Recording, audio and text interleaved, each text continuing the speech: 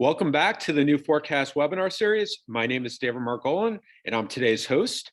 I'm very excited to introduce today's guest speaker, Matt Rogers. It is no exaggeration to say that Matt was an early pioneer of the commodities weather field, and a lot of us, present company included, have benefited from his contributions. Matt's professional career, I don't want to date him, but spans 25 plus years as an entrepreneur, commodities meteorologist, and much more. Matt is the founder and president of Commodity Weather Group, sometimes known as CWG. In today's webinar, Matt will discuss the methodology and process associated with making a seasonal forecast with an emphasis on summer 2022. And as we were talking about offline, after the challenges of this past winter, at least for a lot of us, I can't wait to hear what Matt has to say about this upcoming summer. In terms of the format, we'll just remind everyone that we'll ask anyone who joins us to stay on mute, but we encourage you to submit questions via the Zoom chat, and we will try to get to as many questions as we can at the end of the seminar.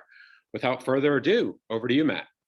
Thanks, Dave. I really appreciate you having me on today, and definitely appreciate all the great work you're doing on the educational front and with all the great support for the students and everything. So you've had a whole bunch of great speakers.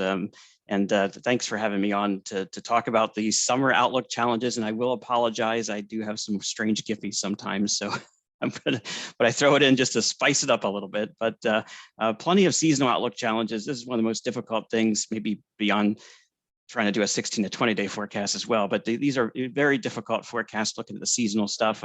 As Dave mentioned, I'm one of the co-founders of the Commodity Weather Group. We also manage and run the Storm Vista Weather Models page. And I wanted to kind of give you a quick overview of, we can solve for a few hundred companies. We have over 1,000 users, but it's really interesting when you're preparing a seasonal forecast and any type of forecast, because you've got so many different types of customers, and it really makes a difference. You've got folks that are very data oriented. They may be quantitative analysts, and they very much want that data, whether what you're working with, what you're focusing on. You've got other customers that are very visually oriented. They just want to see a weather map, and that's it. They don't want to see anything else. Then you have folks who have questions, the ones that want that context. They want that descriptive information. How did you come about your forecast? Where did you pull this together from, and what gives you that, what's the source of your confidence in your forecast? And there are customers that are very deterministic. They may be more like those visual folks there, but very deterministic. They just want that one answer, that what they call a gun to your head answer, and then they're going to walk away. And then you've got the probabilistic people who want, what's your three best options? What are the three things that are more likely going to happen this summer than not? And so we've got a whole bunch of different types of customers that we cater to. And I think the goal when you prepare a seasonal outlook or prepare any sort of weather report is to try to find components of your output, your products that satisfy all these different types of customers. So you want to be able to dot all those I's and cross all those T's. So one of the things that show you an example of our month ahead outlook for April here that we put out yesterday.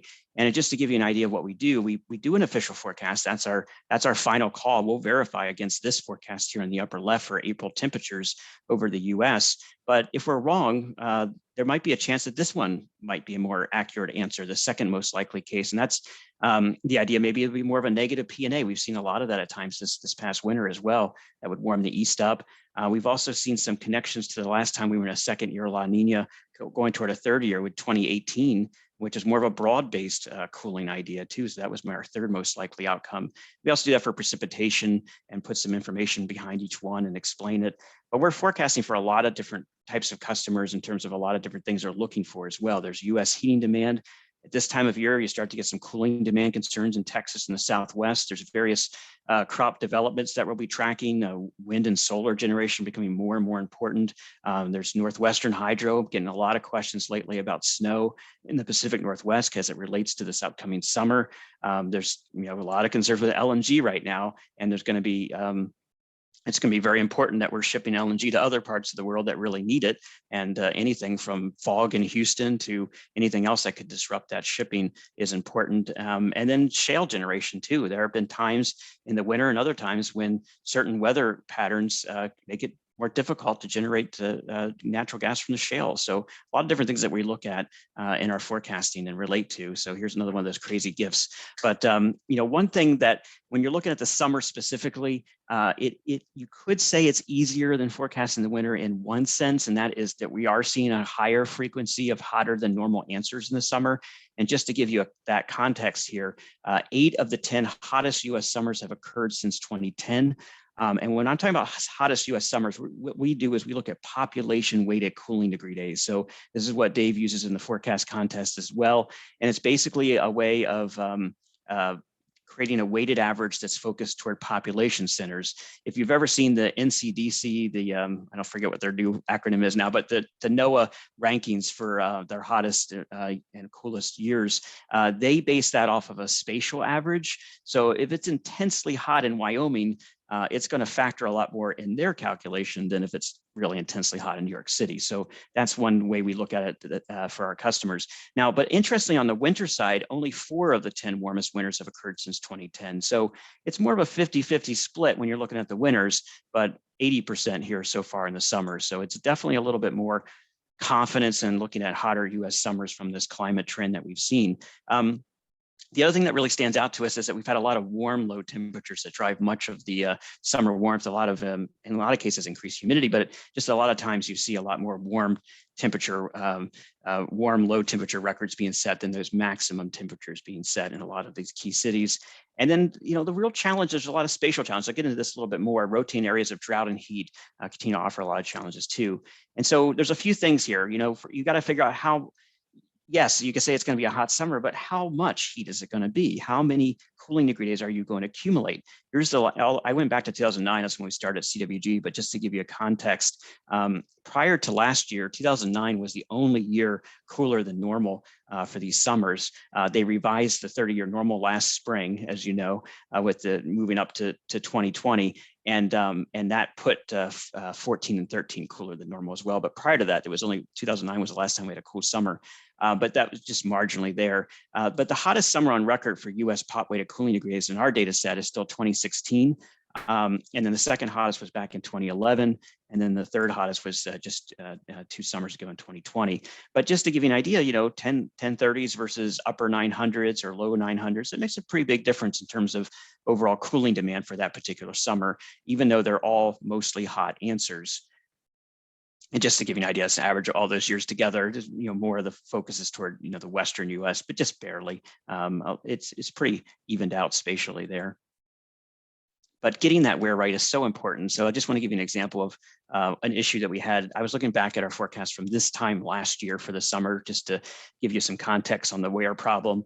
We were favoring a hot summer last year at this time, and it was a hot summer last year. But look at where we were focusing: California, Texas, East Coast. Guess where it actually happened? Everything was shifted north. Basically, the hotter ribbon, instead of being across the southern half of the US, it was across the northern half of the US. Texas was really a big concern last summer because they had just gotten that big ERCOT freezing event in February, and there was a lot of concern that the weakened grid would not handle the summer heat concerns that they typically have. Well, they didn't even typically have their typical summer heat concerns. They actually were cooler than normal last summer. So they really escaped that issue quite a bit, and the heat focus was further west and north. The wear is important.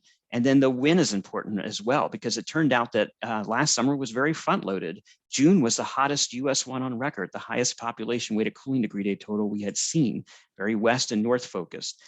July cooled back. Chicago was cooler than normal. New York was cooler than normal. Much of the South was cooler than normal in July. It was still the 9th hottest on record, thanks to some big heat.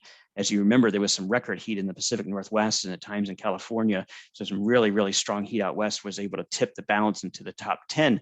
But for a lot of areas of the East, it really pulled back. And then August veered back again, 4th hottest August on record for the US. So it was the 6th hottest on total all 3 months. But getting that wind right is so important. Is it going to be a front-loaded summer, back-loaded? Is it going to be a break in the middle like there was last year? Makes a big difference on pricing the summer out for both gas and power on the energy side.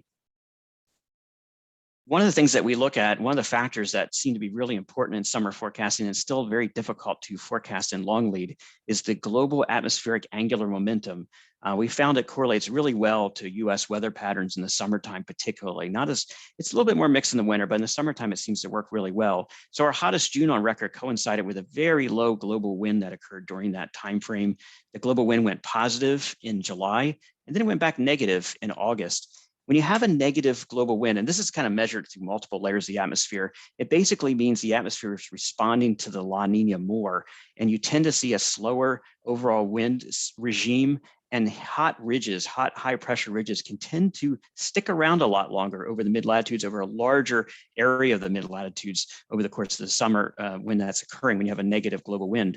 When you have a stronger global wind, you have a more active overall jet and overall pattern, ridges have a harder time staying in place and staying stable and strengthening and giving that strong feedback mechanism. So when we see those really strong dives in the global wind, it's usually meaning that we're going to get some sort of a stronger La Nina response and more high pressure ridges. Now, it doesn't guarantee you where this is going to occur. We've had years like 2011 where that ridge is right over Texas, and it just got extremely hot there and really amplified by their drought. Other years like last year, it was up and over the top, more so toward the mid-continent. So it tells us that there's something there that's going to be really hot. We still have to try to figure the spatial stuff out. My colleague, Joe Woznicki, does a lot of analysis of SST anomalies just to get an idea. He's found correlations with various things like warm water off the Baja or cool water could affect the subtropical jet into Texas. Last year, the extension of this warm signal in the Central Pacific in the kind of a PDO area here into toward the west coast here helped to set the region, connecting the region up to the north a little bit more than it did than we expected. And so we've been able to correlate some different areas of SST anomalies. Also the AMO, the warm Atlantic, we think plays a role as well. And I showed earlier, but we did get the East Coast right, in terms of the heat on the East Coast, and part of that was due to the AMO correlation there. So we do take a lot of these things into account to try to figure out where the spatial stuff's going to occur, but these things can change too. It's only March 11th. So, by May, this could rearrange a little bit more and rearrange where things may end up in terms of where the heat is focused. Long lead guidance is helpful to a point. I joke that they always get the warm forecast right or the hot forecast right. They never get the cold forecast right. So the climate adjustment is very strong with these models. And so usually you'll see very little blue on them unless they have some sort of feedback problem out of the Great Lakes or something like that, but very little blue usually you'll see on these guys. This is the latest forecast they have for the summer. Very hot and dry in Texas. They're trying that again this year too. They were doing that last year as well. And they've got some moisture across the Midwest and East there a little bit too. This is the upper level patterns, pretty much hot everywhere as well. Lots of ridging across to most of the Northern Hemisphere. I went back and looked at some of our older articles to see if I could find one from last year. And I did find this one from April that my colleague Joe had done an article about. And this was showing basically the same idea, hot heights everywhere. And the interesting thing is, it never fully works out this way. There were blue areas. It was all around the pole though. So it was actually more of a positive AO, which was actually supportive of more heat in the mid latitudes all the way around, as you could see there. But this area was completely missed by the model. It basically had that area being positive height anomalies and it was negative instead. And it tends to have issues like that where it will miss the blue areas, like the little bit there in Mongolia and stuff. So it won't catch all that sort of information. But we do use it to try to get some ideas on general areas where the 500 millibars are more pronounced. But I have had limited luck with using the long lead models, particularly like the MME, which is a compilation of a bunch of long lead models. I was going to pull some examples up for you on that too. But sometimes in the areas where they have a stronger anomalies, maybe they'll be a little bit more skillful, like this ribbon of warmth you see from Northeast Asia, south of the Aleutians into the West Coast. That area actually verified pretty well. On the flip side, they did terrible over Greenland, which was a stronger warm anomaly area too. So, but we do try to look at these 500s, and what we do is we do analog matches where we'll take an empirical orthogonal function type technique to find the 10 closest years that look similar to this 500 millibar pattern. And that sometimes finds those blue areas that the model's missing. It'll say, oh, well, there's a ridge here, there's going to be a trough over here, that sort of thing. So it does help a little bit. We try to take that to account. We also take into account drought issues. It's a challenging issue with drought, and it's always difficult to explain to folks about it, because drought doesn't guarantee you a hot summer. If you have a really dry conditions, it doesn't mean you're definitely going to have a really hot summer. But if you do have a hot summer, it will make it worse. It will make it more amplified. You have more of a desertification of your climate. You'll have higher highs, maybe lower lows, depending on the situation.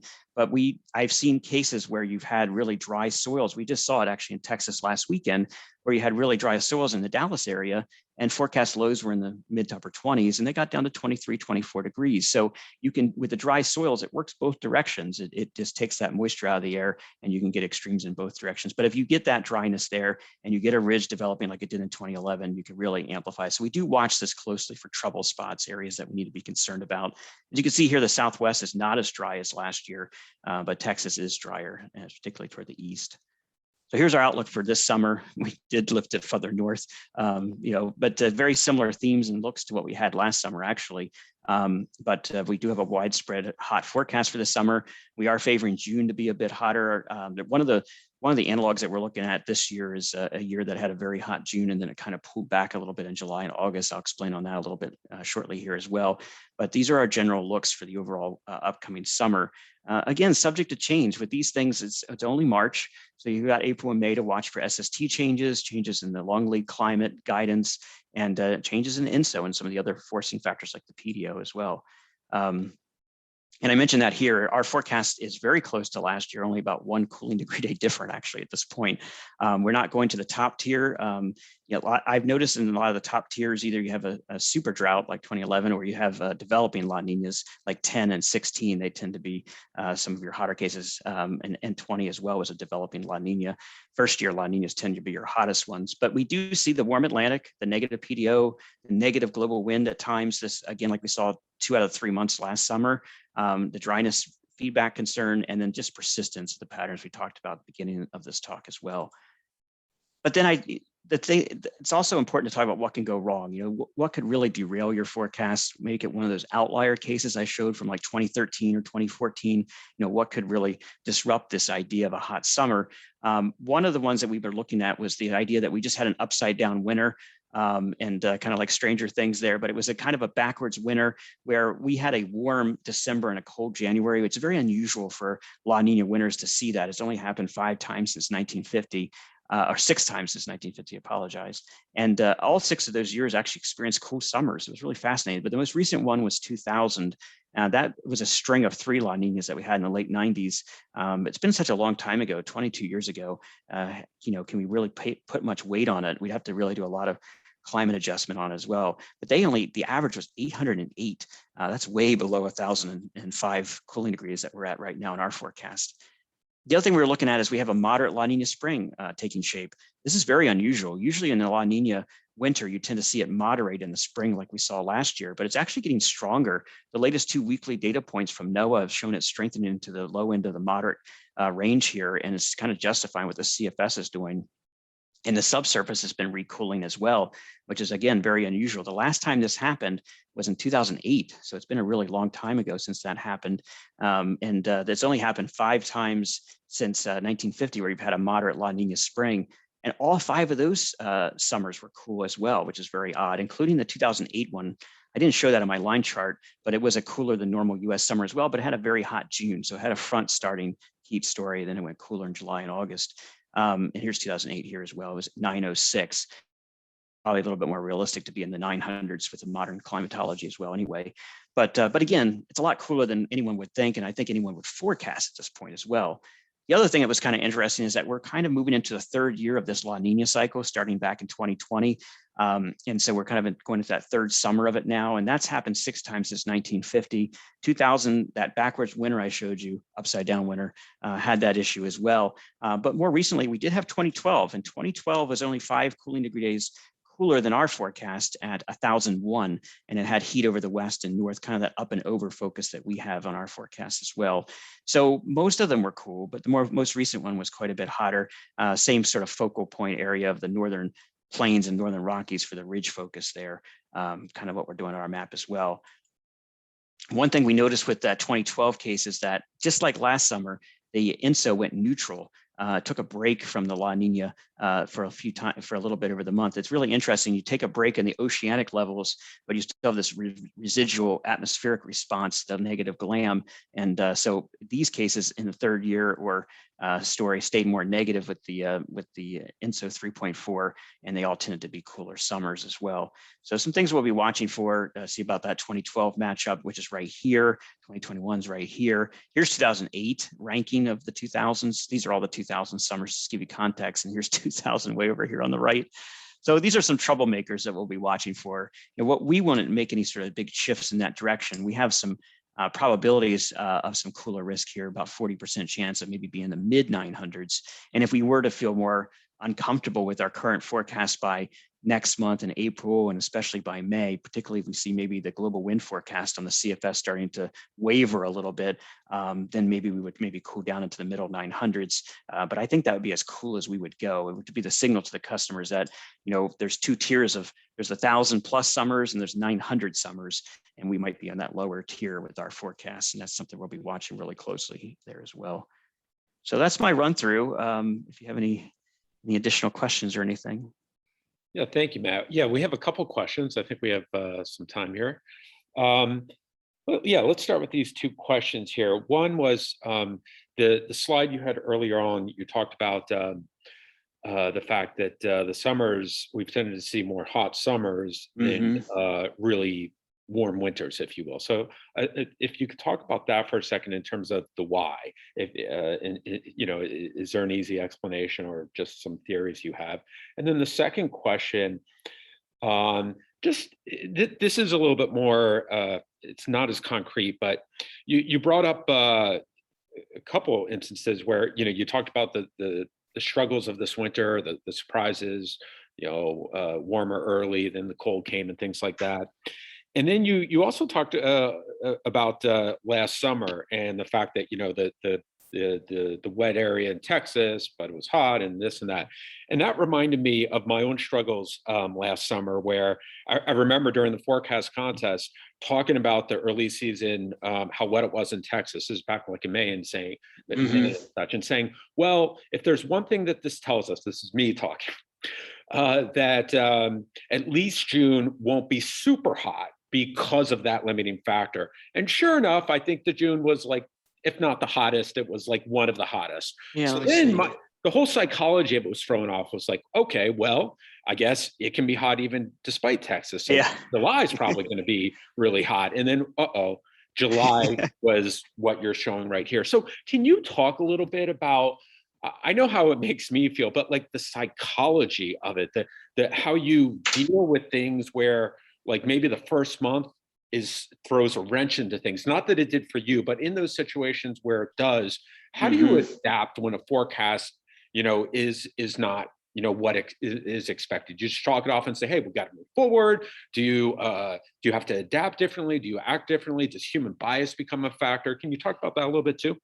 Yep, that sounds good. Yeah, in terms of the summers versus the winters, the one thing that I think there's been a few studies out about this too, is that the low temperatures are warming at a faster rate than the high temperatures are. So I think that that's really helping and we're seeing a lot of increases, a lot of urban areas of excessive rain events. And so what I feel like, just because I was in DC for so many years, but I feel like the one thing that I really even personally noticed, but you can see it in the data as well, is that you just have a lot more humidity in a lot of areas. There are drought areas in the West for sure, and parts of Texas as well, but at times, but there's been a lot of excessive rain events, a lot of high humidity, low temperatures being set records, and that's been one of the driving forces. I think I want to say it was 2016 is when that really stood out to me, because I showed you that was the hottest summer on record from a population weighted standpoint. And I think DC only hit 100 degrees like once. And, back in the 80s, when I was growing up here in the mid-Atlantic, we would have summers in 88, for example, where we hit 100 several times. And in some of the 1930s too, there's records where you hit 100, like, multiple days in a row. But in 2016, it was mostly low temperatures that did the work. So you had some very warm lows. Joel, my colleague, does it for agriculture, and it's been an issue for the higher humidity and how it affects the corn crop. And there's a feedback loop, and enhances humidity even further. And you have these extremely warm, low temperatures, creating like corn sweat issues, all sorts of things. So it seems like that's the kind of the issue, is that the higher humidity, warm lows are really driving those summers more, in addition to areas that are sometimes isolated, sometimes not, but just pockets of drought that also enhance the heat too. And there's extremes. So a little bit of both there, but there may be some argument about, I don't think that's as much, but we've seen more incidences of a La Nina patterns than El Ninos, interestingly enough. The El Ninos tend to last a year or two, and the La Ninas tend to last for 2 or 3 years. So I always feel like that's playing a role too, a little bit. But anyway, I think it's some of the urbanization effects too, the feedback from warmer urbanization areas. You see that between National Airport in Dulles and National Airport in BWI and stuff like that as well. So it's a lot of those urbanization feedbacks are also enhancing the heat too. So I think that's part of the reason too for the hotter summers, for more easily than the winters, which are a little bit more.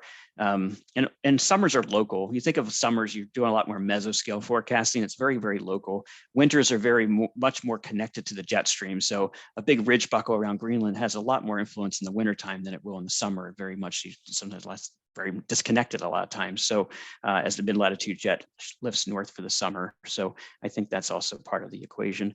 But yeah, you're talking about the psychology part. Yeah, what a challenge that is. There's a lot of human component there, because it's kind of a recency bias. There's one of our famous or infamous meteorologists, Joe Bastardi, used to always say, delayed but not denied. It's like, I forecast this, it's going to happen. It didn't happen in June, but it's going to happen in July. It's still coming, that kind of thing.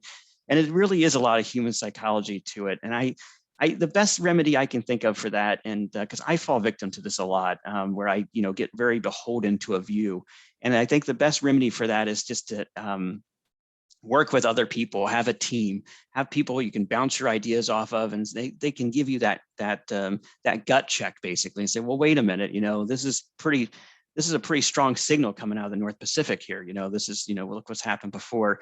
And you've got to have that balance, and otherwise have it internally where you be your own worst critic and be that way. You still have to make a call. You still have to make a forecast. You can't, waffle it out. But at least it kind of gives you, you don't want to be stuck on the same forecast all the way through. I think that's a huge risk as well. You don't want to be a broken record that gets it right every once in a while. So you've got to be flexible.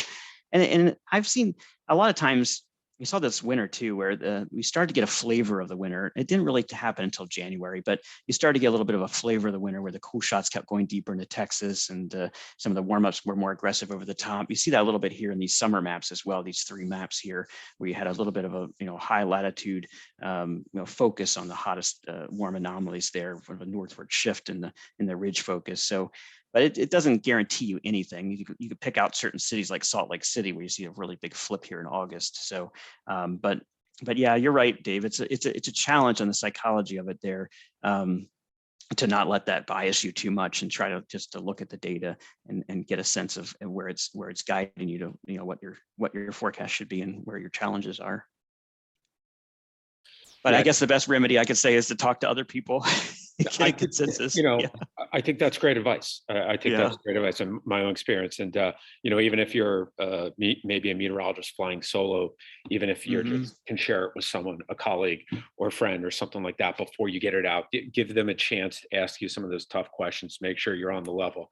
I think that's really great advice. But unfortunately, Matt, time flew by here, so that's where we're going to have to leave it today.